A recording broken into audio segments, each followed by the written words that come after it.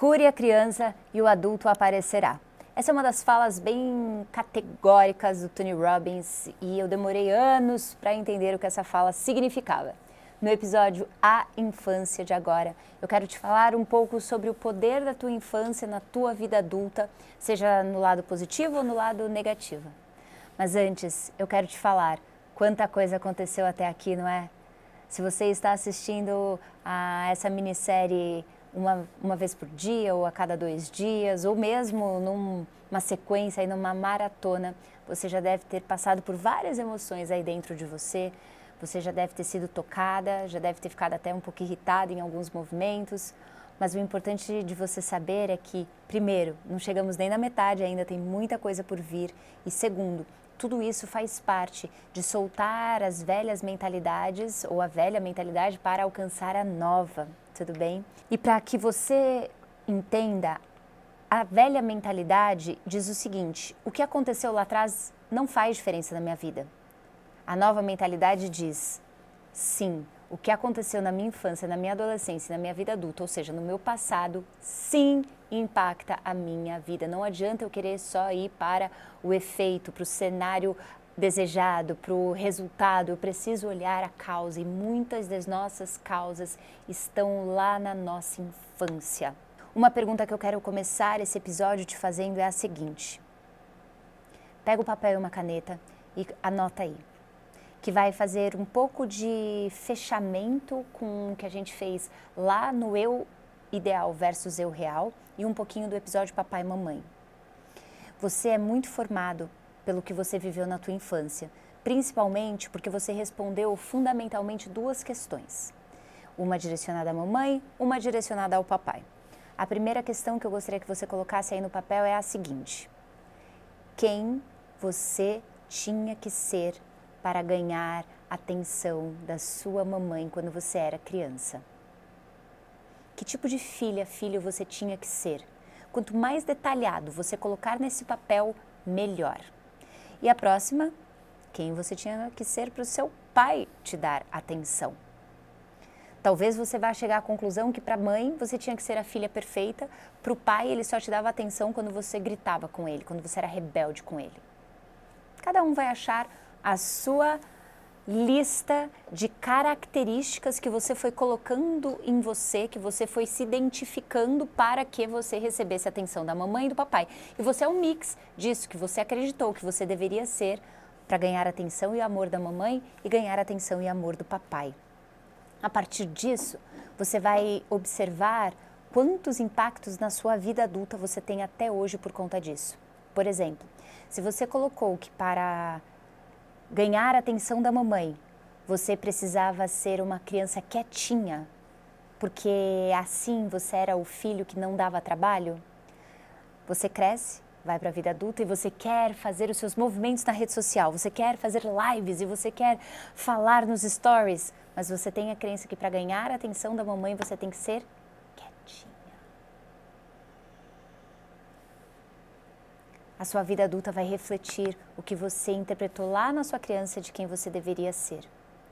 Se você interpretou que você tinha que ser a melhor em tudo para o seu pai te dar atenção, porque ele só te elogiava quando você tirava A em tudo e era a melhor da sala, um exemplo, ou a mãe ou o pai, talvez hoje na vida adulta você não saiba lidar bem com frustrações, porque a cada vez que você não tira A em tudo, e na vida adulta a gente sabe, não existe possibilidade de você tirar A em tudo, de você ser excepcional em absolutamente tudo. A não ser que você estiver sonhando bem baixinho, que você estiver fazendo só o que está no teu controle, que daí você manipula e você consegue. Mas se você realmente é uma pessoa, que eu acredito que você seja, que quer crescer na vida e busca isso, você sabe que não dá para você tirar A em tudo. E aí você vai se frustrar. Por quê? Porque eu só ganho amor e atenção do meu papai se eu tirar A em tudo. Só que você esquece que você pensou isso. Isso é inconsciente, está lá no teu mapa. E aí você vai para a vida adulta se frustrando toda vez que você tira uma nota abaixo do que você acha que você deveria tirar. E aqui eu estou usando nota para falar sobre absolutamente tudo. Qualquer resultado abaixo do esperado, você já se coloca nesse lugar ultra frustrada. Porque você interpretou que você tinha que ser essa para receber amor da mamãe e do papai. O medo da criança é não receber amor da mamãe e do papai. É o maior medo da criança. O mundo de uma criança, gente, é o papai e a mamãe. Pense em você que tem filhos. Ou se você não tem filhos, pensa nos filhos de alguém que você conhece, nas crianças. O pai e a mãe são a vida daquela criança. Ela olha, tudo é papai olha, mamãe olha o que eu estou fazendo, olha o que eu estou fazendo. É o tempo todo buscando essa atenção e esse reconhecimento da mamãe e do papai. E a partir do momento que você coloca na sua cabeça quem você tem que ser para que isso aconteça, isso vai modelar o seu futuro. Além disso, quando a gente diz para curar a criança, o Tony Robbins fala para curar a criança que o adulto aparece, é curar, essas expectativas que você colocou em você de quem você tem que ser, porque às vezes seus pais nunca disseram que você tem que ser aquilo. Você às vezes aprendeu vendo o teu irmão tomar pito dos teus pais por ser de um jeito e você interpretou, opa, então eu vou ser de outro jeito para não tomar bronca da minha mãe e do meu pai, para ser a filha, o filho querido. Então, não necessariamente essa conclusão de quem você deve ser para a mãe e para o pai foi porque você ouviu algo, mas porque você interpretou algo. Então esse é o primeiro movimento, é se desconectar e se desassociar dessas imagens internas, dessas falas internas que você criou de quem você tinha que ser. A segunda coisa é o seguinte, você pode racionalmente ter entendido todos os traumas ou a maioria dos traumas que você passou na sua infância como importantes para que você se tornasse a pessoa que você é hoje. Aí é bonito falar isso, né? Eu falava isso sobre o abuso que eu sofri do meu tio, um abuso sexual severo. Mais pra frente, talvez na nossa aula extraordinária eu te fale um pouquinho mais sobre isso, mas sofri um abuso severo e quando eu retomei consciência, porque o que acontece é que os traumas da infância ficam bloqueados em paredes de proteção, de negação ou até de esquecimento, você isola aquilo, você esquece daquilo. Eu fui lembrar disso talvez uns 12 anos depois, eu não sei exatamente com quantos anos, mas bem novinha, 6, 7, 8 anos de idade, e lá pelos meus 21, 22, assistindo Oprah, morava nos Estados Unidos, estava passando Oprah de fundo, eu estava fazendo uma maquete, estudei arquitetura na faculdade, estava fazendo uma maquete e de fundo escutei a Oprah entrevistar uma mulher, era uma psicóloga, eu acredito, nem sei exatamente, mas acho que era uma psicóloga, falando sobre quantas mulheres e homens passam por abusos sexuais na infância. E eu lembro que o dado era algo como 1,5, 1,5 a cada 4 mulheres passam por abuso sexual na infância. E o meu primeiro pensamento, totalmente na negação, foi, nossa, ainda bem que eu não passei por isso. E tão logo eu disse isso, veio à tona uma série de imagens, de cenas, e eu precisei, por muitos anos, trabalhar com isso. Só que na minha primeira queda, como eu falei, e a primeira quebra, foi um movimento muito racional, muito cognitivo, que é o que a maioria das pessoas estão. Lá na nossa aula extraordinária eu vou contar mais ainda. Mas, para que eu saísse do eu perdoei, eu entendi, eu falava as coisas bonitas, não, eu sou quem eu sou, porque aconteceu isso comigo na infância. Só que pensa assim, isso é verdade, eu sou quem eu sou pelo que eu passei, isso não é uma mentira. Porém, a ferida estava lá. E enquanto eu não curasse aquela ferida, não interessaria qual parede de proteção eu colocaria, qual racionalização eu colocaria. Eu precisava curar a ferida. Faz sentido? Então não importa, inclusive, que você já tenha verdadeiramente perdoado a pessoa que te fez algum mal. A ferida, via de regra, ainda está dentro de você, então precisa ser curado. Você pode ter entendido, mas precisa curar. E tem um monte de gente que entendeu e está passando uma série de questões na vida adulta e está falando, poxa, mas eu já perdoei, eu já curei minha infância, eu já resolvi, eu já entendi, eu já fiz, mas ainda estou passando por uma série de problemas e vira e mexe, essas imagens voltam na minha cabeça, vira e mexe, eu vejo as cenas, vira e mexe, alguma coisa me lembra disso de uma forma dolorida internamente, se eu for honesta. Opa, então talvez não esteja tão resolvido assim.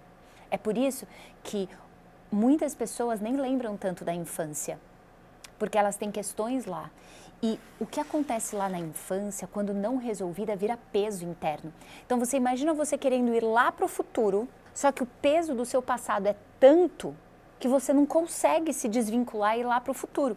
Aí veja você, tem um futuro gigante, excepcional esperando por você, só que aí não só tem os traumas da sua infância, tem as interpretações equivocadas que você fez de quem você tinha que ser para receber amor, que via de regra nem é você construiu uma persona ali, um personagem de quem você deveria ser para receber esse amor, você ainda tem todos os emaranhados familiares, você ainda carrega padrões da mamãe, padrões do papai.